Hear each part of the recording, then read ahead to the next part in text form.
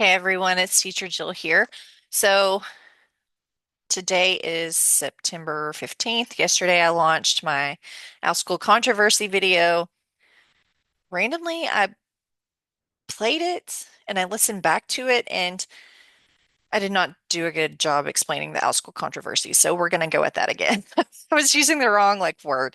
So anyways, I try to use, functional English and language, and it doesn't always work out for me.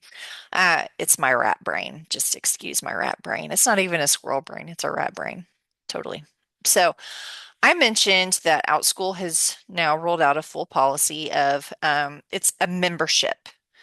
So up until August of 2025, it is now September of 2025. Up until August, they were kind of doing like this dual path of like some students could pay cash to get, I think they were shown like the dollar price of the class.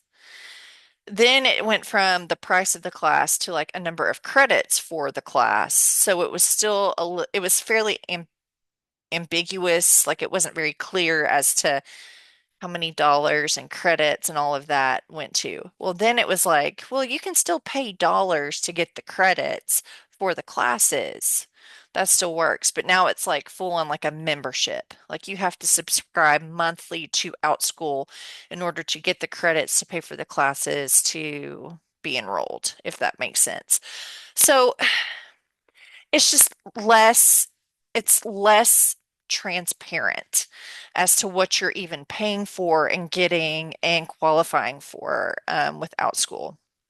Now, I say that on the teacher end of things. I haven't used Outschool as a parent, so it may be very transparent on that end. Just from what I'm seeing in the Facebook groups, parents are not thrilled, teachers are not thrilled, simply because they want the choice.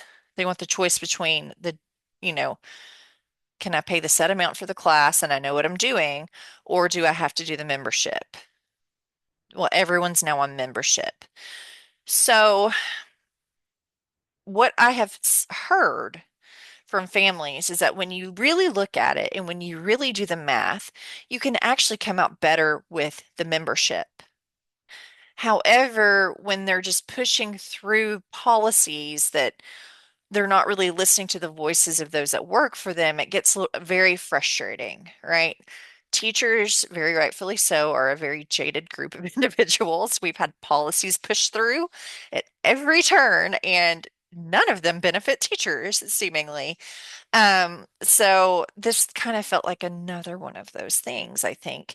So you think, well, how does that affect the teachers? So I've seen a lot of things posted online about teachers saying, I had another message from a parent saying that they're done with Outschool because of the membership and nobody's listening.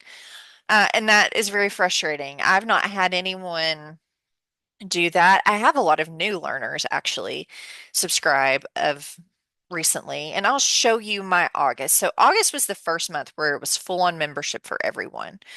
Um, so I will let you see my numbers. Let me fix this real quick. So August 2025, you can see right there at the top. Um, so, and compared to July, July was still kind of like 50-50, half membership, half dollars and credits or whatever it was they were doing there. I cannot explain that properly simply because I use it only as a teacher. My kids don't take from Outschool. That is not to knock Outschool. I just don't really have the time. So again, I've told you all, I teach very minimal, very part-time. And so you see for the entire month of August, I taught 9.7 hours. This is hours taught. This is number of learners, 43 learners. And this is the money I made right here. $912. So it's like 95 bucks an hour is what I ended up making for the month. And you can see that is a much better overall percentage. So this is my hours. And I'm so sorry. I'm jumping around and I apologize. I'm not always aware of when I'm jumping around, but today I very much am. So this is the hours and this is the dollar total.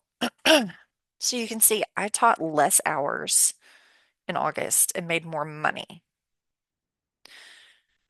versus July, I taught 13 hours and didn't quite make 700 bucks, which came out to about like 60 an hour, I think, which is that's still a great hourly rate, but I think we can see that yeah, 95 an hour is much better than what I was making in July. And so I'm interested to see how this shakes loose. Again, you see my months are very varied with my total as well as how much I'm able to teach because like I said, there's certain dead parts of the year, like January, people are kind of busy. Semesters are changing. I let you all know that April's usually pretty low simply because oh, I didn't mean to do that. Simply because for religious reasons for us, we're Orthodox and it's kind of a busy month for us. So yeah, so far it's been okay. Now, I will let you know today, again, is September 15th.